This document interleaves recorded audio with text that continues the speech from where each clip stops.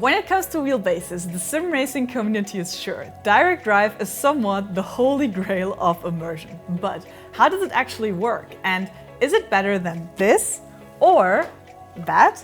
Let's find out together.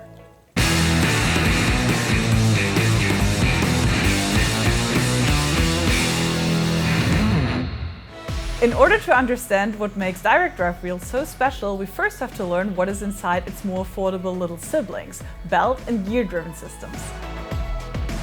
As of today, most of the consumer wheels on the market are belt-driven, and there's a good reason for that. This technology allows a smooth and detailed force feedback to be implemented at a much more affordable price point compared to direct drive.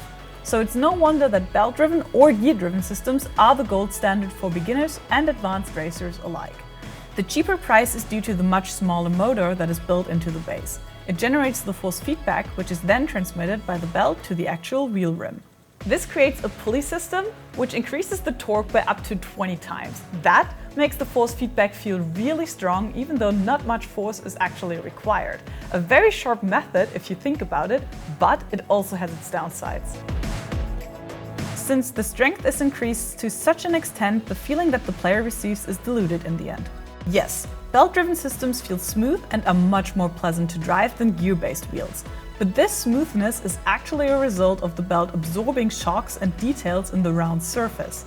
Higher frequencies are lost and cannot be transmitted. A small price to pay if you ask us. Belt-driven systems are the way to go if you're looking to get into sim racing or if you just want to upgrade from a gear-driven system like this Logitech wheel.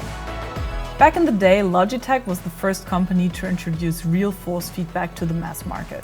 That, paired with 3 pedals and a 6-way shifter, revolutionized the business. Similar to the belt-driven systems of today, Logitech amplifies the torque of their small motors by using 2 different sized gear wheels.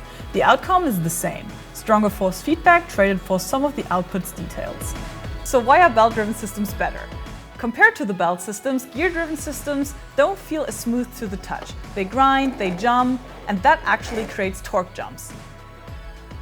So if you're new to sim racing and are watching this, try to get your hands on one of the cheaper belt-driven options like the Thrustmaster T150 or T300.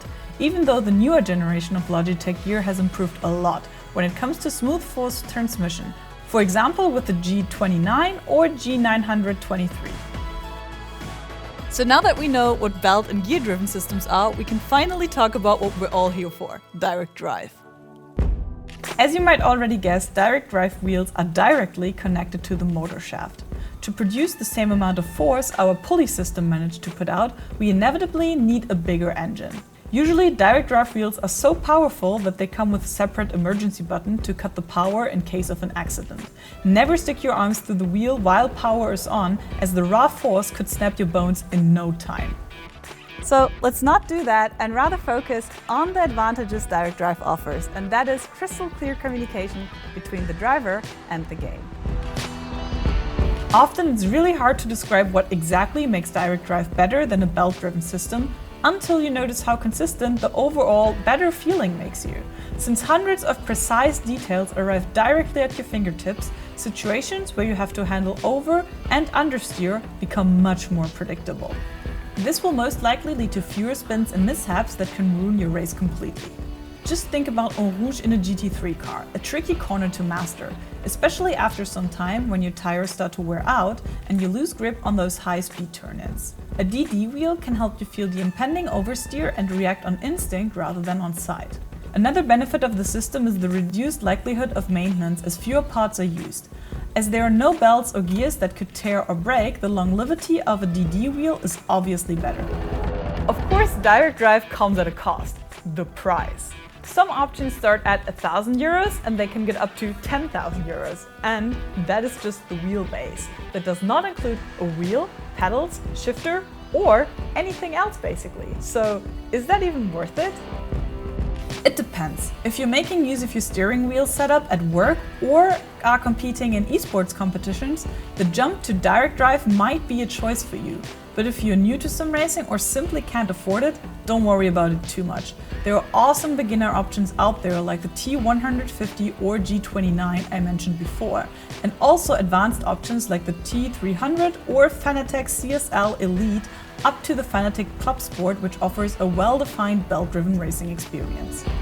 In the end, it doesn't matter how much money you spend on your sim racing equipment. Yes, the more you empty your wallet, the better the experience will be. But you can still be the fastest driver on the grid by just using a simple controller. Just take the example of World's Fastest Gamer and our tutorial host James Baldwin, who beats almost everyone on track using a Fanatec belt-driven system. So that is basically everything you need to know about direct drive and other wheelbase systems. What do you use? What is your desired upgrade for the future? Let us know down below. Also, if you like this content, check out our video about the best monitor setups for sim racing with Dave Gaming. And for more esports racing content in general, visit overtake.gg or our YouTube and other social channels. Thank you for having me, and until next time, bye!